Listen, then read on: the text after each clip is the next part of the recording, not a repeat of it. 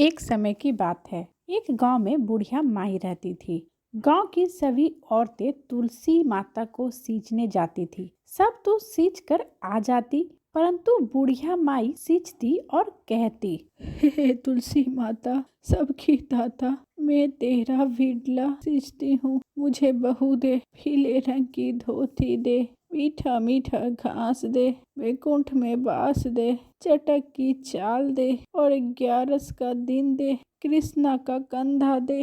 तब तुलसी माता ये सुनकर सूखने लगी। तो भगवान विष्णु ने उनसे पूछा, हे देवी, तुम क्यों सूख रही हो? हे देव, मेरी मन की मत पूछिए। अगर मैं ना पूछूंगा तो कौन पूछेगा? तब तुलसी माता भगवान विष्णु से कहती हैं, हे प्रभु, एक बुढ़िया रोज आती है और एक बात कह जाती है, परंतु मैं उसकी सब इच्छा को पूरी कर दूंगी, लेकिन कृष्ण का कंधा कहाँ से दूंगी? हे देवी, आप चिंतित ना हो। जब ये मरेगी तो मैं अपने आप उसे कंधा देने आऊंगा।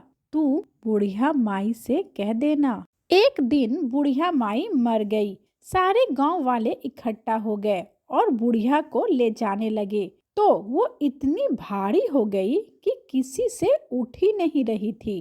तभी सभी गांव वाले बोलने लगते हैं, अरे भाई लोग, ये बुढ़िया माई तो कितना पूजा पाठ करती थी, पाप नष्ट होने की माला बेरती थी, फिर भी भारी हो गई।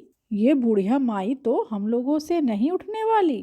तभी भगवान विष्णु बूढ़े ब्राह्मण का वेश धारण कर वहां पहुंचते हैं और बोलते हैं, हे गांव वाले, ये कैसी भीड़ है?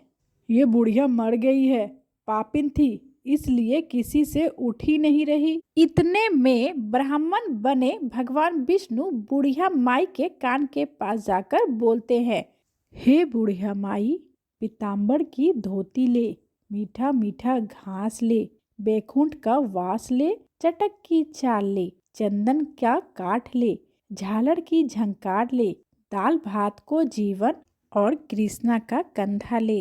ये बात सुनकर बूढ़ी माई हल्की हो गई। भगवान कृष्ण जी उसे अपने कंधों पर ले गए और उसे मुक्ति मिल गई।